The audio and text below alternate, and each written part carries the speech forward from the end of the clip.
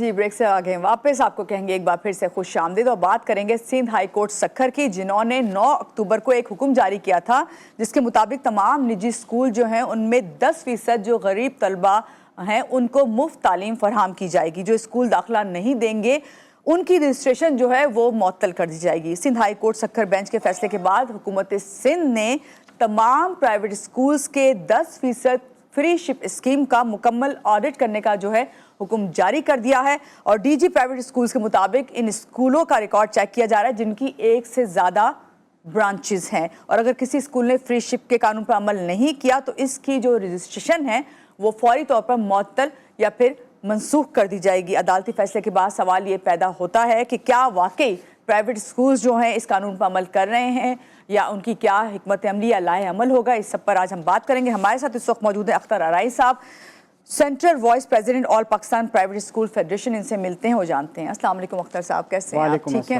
पहले तो बहुत शुक्रिया कि आज की सुबह आप आए हैं और हमें आपने ज्वाइन किया। ये बताइए अख्तर साहब, इस तरह के फैसले बहुत बार आते रहते हैं लेकिन इम्प्लीमेंटेशन बहुत कम होती है। इस वक्त इस फैसले के बाद तमाम स्कूल्स, खासतौर से प्राइवेट स्कूल्स हैं जिनकी वाकई ज़्यादा ब्रांचेस हैं, क्या हिकमत अमली अपनाने जा रही है? जी बिल्कुल, देखिए सबसे पहले तो हम मौजूद अदालत का शुक्रिया अदा करते हैं कि उन्होंने इस केस के ऊपर जो है एक तफसीली फ़ैसला दिया, और उस फैसले पर जो हुकूमत सिंध जो है ऑलरेडी कोशिशें करती हुई आई है, मगर उसकी इम्प्लीमेंटेशन प्रॉपर नहीं हो पाई।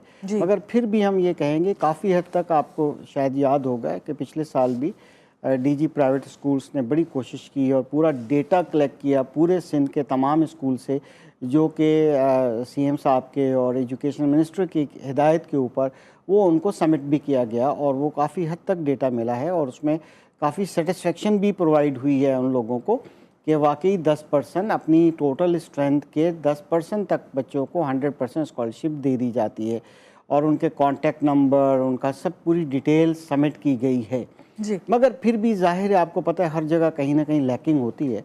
हमारे एक मोहतरम वकील साहब सक्खर में, उन्होंने इस हाई कोर्ट के अंदर एक बेंच पर एक पिटीशन दायर की थी जिसका मकसद फ्री तालीम था। और जाहिर है कि जो मगर एक चीज़ थोड़ी सी यहाँ पर मैं ये समझता हूँ कि गो आर्टिकल 25A के मुताबिक जो गवर्नमेंट का हक है कि वो 100% फ्री और 100% बच्चों को दें। हर पाकिस्तान में पैदा होने वाला बच्चा 5 साल से लेकर 16 साल तक की उम्र का वो 100% फ्री तालीम का हकदार है जी। हम गवर्नमेंट का राइट हैंड नहीं हैं, हम लेफ्ट हैंड हैं। हम ज़ाहिर आर्टिकल 18 के मुताबिक हम कारोबार भी करते हैं। सबसे बड़ी बात है confusion. Clarity is very important, जो कि आपका मीडिया अक्सर औकात माशाल्लाह करता रहता है। देखिए, तालीमी इदारे डिफरेंट टाइप्स के होते हैं, कुछ ट्रस्ट के होते हैं, कोई एनजीओ चला रही होती हैं, और कुछ इदारे जो है एजुकेशन सोसाइटी चला रही हो, नॉट फॉर प्रॉफिट। मगर कई इदारे कमर्शियल हैं। जब प्राइवेट नाम लिया जाता है दैट मीन्स कि वो कमर्शियल इदारे होंगे। अब कमर्शियल इदारों को जब लॉ में प्रोविज़न मौजूद है, आर्टिकल 18A उसको शेल्टर देता है कि वो अपना कारोबार कर सकता है, तो जाहिर है कि वो कैसे मुमकिन है।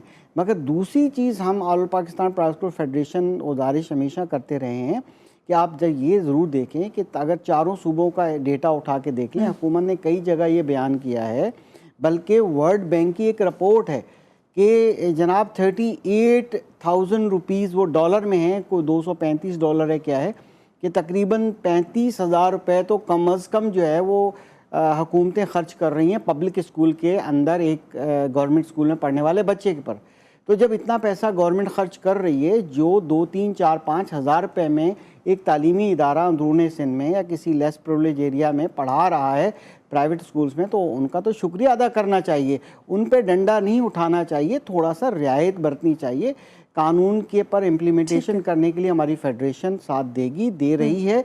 हमने हमेशा हिदायत जारी की हैं कि आप फ्री 10% बच्चों को दें। और दूसरी बात बड़ी इम्पॉर्टेंट है कि आप यकीन कीजिएगा कि ग्रेड पहले 1 ग्रेड से लेकर, यानी प्यून चपड़ासी से लेकर ग्रेड 7 तक के जो बच्चे हैं, उसके भी जो है 50% बच्चे प्राइवेट स्कूल में जाते हैं, जहाँ 1,000-2,000 रुपये फ़ीस देनी होती है उनको भी ट्रस्ट नहीं है पब्लिक स्कूल पर। नंबर 1। नंबर 2, 14 ग्रेड से ऑनवर्ड जो है 95% बच्चे जो हैं वो प्राइवेट स्कूल्स में जाते हैं, वो गवर्नमेंट स्कूल्स में नहीं जाते। क्यों, ये एक सवाल है। तो गवर्नमेंट को भी चाहिए कि कम से कम अपने इदारे में, मैं मिनिस्टर साहब की स्पीचेस सुनता हूँ, मैं यकीन करें उनका बड़ा फॉलोअर हूँ। सरदार शाह साहब असेंबली में खड़े होकर ये बात करते हैं कि जब अपने बच्चों को गवर्नमेंट स्कूल में भेजेंगे तो आप यकीन कीजिएगा गवर्नमेंट स्कूल बेहतर हो जाएंगे। वो हमेशा कोशिश करते हैं, तालीम दोस्त शख्सियत है और सिंध गवर्नमेंट कोशिश करती है, मगर नाकामी क्या होती है इस पब्लिक की तरफ से कि जब हम अपने बच्चे प्राइवेट स्कूल्स में लेकर आते हैं, यानी कि अवाम या वो अफसरान जो हैं, अपने क्लर्क भी जो है वो हमारे पास, यानी कि यहाँ तक है कि टीचर गवर्नमेंट स्कूल का अपने बच्चे को हमारे प्राइवेट स्कूल में छोड़कर फिर अपनी ड्यूटी करने जाता है, और ड्यूटी करने जाता भी है या नहीं जाता, ये भी एक सवाल है। एग्जैक्टली अख्तर साहब, यहाँ पे तो क्लियर बात है ना ये कि गवर्नमेंट स्कूल, अभी आपने कहा कि जाहिर बात है हुकूमत का ये सबसे पहला वो होना चाहिए रूल के 100% फ्री तालीम दे, मगर सवाल यहाँ पे वो ये कि हमारे यहाँ गवर्नमेंट स्कूल्स का जो हाल है, फिर अभी आपने खुद भी बयान कर दिया कि खुद गवर्नमेंट स्कूल के जो टीचर्स हैं वो अपने बच्चे प्राइवेट स्कूल में लेके आते। आप समझते हैं इस तरह का जो फैसला ये आया है जिसमें कहा जा रहा है कि ऐसे प्राइवेट स्कूल जो कि ख़ास तौर से बड़े पैमाने पे जो काम कर रहे हैं, जिनकी ज़्यादा ब्रांचेस हैं, उसके लिए ये चीज़ रूल आया है, इम्प्लीमेंट करेंगे ये कानून उसके ऊपर। आप समझते हैं कि होना चाहिए बड़े स्कूल जो है खास तौर से, क्योंकि वो वाले स्कूलों की बात मैं नहीं कर रही जो कमर्शलाइज हैं, जो हर गली मोहल्ले में 2000-3000 फीस पे आपके बच्चे को तालीम दे रहे हैं। बिल्कुल, देखें फैसला बहुत दुरुस्त आया है। हम फेडरेशन पूरी, हमारी एसोसिएशंस भी ताउन कर रही हैं। हम कहते रहते हैं कि 10% पे इम्प्लीमेंटेशन होना चाहिए, उसका ऑडिट होना चाहिए, मगर धमकी आमाज तरीके से नहीं होना चाहिए। थोड़ा सा उसको दें, वक्त दें, वेरीफाई करें, तस्दीक करें। हम ये कभी फेवर नहीं करेंगे कि 10% नहीं देना चाहिए, बिल्कुल देना चाहिए, मगर फ़र्क क्या है कि जो गली मोहल्ले के छोटे स्कूल है ना, वो बेचारे फाइनेंशियली मसाइल का शिकार हैं। बिल्कुल, यही बात मैं कह रही कि उनको इस कैटेगरी में नहीं लाना चाहिए, उनको नहीं लाना चाहिए। इस पे हमारे मोअज़्ज़ज़ अदालत को थोड़ा सा गौर करना चाहिए, मगर हम फिर भी साथ दे रहे हैं और लिस्टें प्रोवाइड की हैं। पिछले 1 साल में डीजी साहिबा को हमने प्रॉपर तरीके से सारे रिकॉर्ड दिए हैं और अभी भी जैसे कहेंगे हम उनके साथ ताउन करने को तैयार हैं। अच्छी बात की कि आपने रिकॉर्ड दिए हैं, लेकिन वालिदैन को बड़ी शिकायत है, उनका एक अलग मौक़िफ़ है। वो कहते हैं कि ये कागजी तौर पे तो तमाम चीज़ें फ्री कर देते हैं, लेकिन हकीकत में ऐसा नहीं है। नहीं, ऐसी बात नहीं। देखिए, ये तो वेरीफाई करना चाहिए ना, ये इदारे को जो रेगुलेटरीज बॉडी होती हैं, जैसे सिंध के अंदर है, पंजाब के अंदर है, या किसी भी सूबे की रेगुलेटरी बॉडी जो प्राइवेट सेक्टर को रेगुलेट करती है, उनका काम है कि उसको ऑडिट करे, उसको तरीके से देखें, जांच पड़ताल करें। अगर कोई फेक डेटा है तो उस पर वो गौर व फिक्र करना चाहिए, उसकी बिल्कुल जो भी एक्शन लेना चाहिए, हम उसकी तायीद और हमायत करेंगे। मगर एक बात बड़ी इंपॉर्टेंट है, देखिए रियायत एक और तरीके की भी होती है, सिर्फ 100% नहीं होती। कई फैमिलीज ऐसी हैं जो कहते हैं हम आधी फीस देंगे, वो भी तो एक रियायत है जी। एक और अच्छी बात है कि एक इदारा है, उसकी अगर 4000 फीस है, अगर उनको वही इदारा 2000 में बच्चे को पढ़ा देता है, क्या ये हमारे माशरे में सपोर्ट नहीं है? इसको भी तो रिकग्नाइज करना चाहिए ना गवर्नमेंट को। ऐसे कानून बनाने चाहिए जैसे बड़े और छोटे स्कूल में फ़र्क करना चाहिए। जब गवर्नमेंट भी तमाम सूबाई हुकूमतों का डेटा उठा के देख लें, 9000 से लेके 35000 तक हम खर्च करते हैं। जब वो इतना खर्च करते हैं तो यहाँ कैसे स्कूल चलता है 2-4 हज़ार के अंदर? तो उनको तो दबाव में डालना ही नहीं चाहिए। वहाँ ताउन करने की हमारी हमेशा इल्तिजा रहती है, बाकी हम ताउन करने को हमेशा तैयार हैं। और जो सबसे बड़ी बात यह है कि जो थोड़ा सा वो है कि आर्टिकल 25 से वहाँ का वहीं स्टैंड कर रहा है। 2,62,000 बच्चा आउट ऑफ स्कूल है, और जो करोड़ों बच्चे गवर्नमेंट स्कूल में जाते हैं उनका मयार तालीम आप खुद ऑडिट कर लीजिए। अभी भी गोस्ट स्कूल्स मौजूद हैं, अभी भी ऐसे स्कूल मौजूद हैं जहाँ पर टीचर्स जाते नहीं हैं और उन टीचर्स की क्वान्टिटी भी पता है सबको।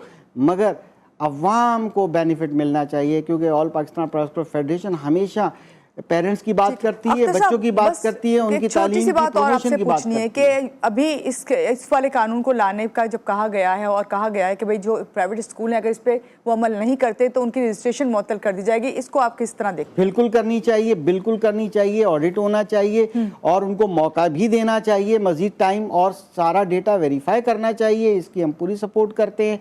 मगर बात क्या है कि यहाँ पर कई फैसले टेबल पे बैठ के अकेले होते हैं, जिसमें फेडरेशन का या किसी बड़ी एसोसिएशन से कोई फीडबैक नहीं लिया जाता। अगर हमें भी ऑन बोर्ड किया जाए तो हम मावनत करेंगे और सपोर्ट ज़्यादा बेहतर करेंगे। फैसले फिर होंगे। बहुत शुक्रिया अख्तर साहब, आज के प्रोग्राम में आप आए और ये ऐसा टॉपिक है, मैं समझती हूँ कि इस पर बात करना बहुत ज़रूरी था। और आपको ये कहेंगे कि जिस तरह अख्तर साहब ने कहा कि बेशक कानून लेके आए और अच्छा इनिशिएटिव है हुकूमत का ये, लेकिन उसके लिए बहुत ज़रूरी है कि कैटेगराइज करें कि सारे स्कूल जो हैं उसके अंदर नहीं आते हैं, और इस बात को हम सबको समझना भी चाहिए। यहाँ पे लेंगे एक छोटी सी ब्रेक के बाद वापस आते रहिएगा हमारे साथ।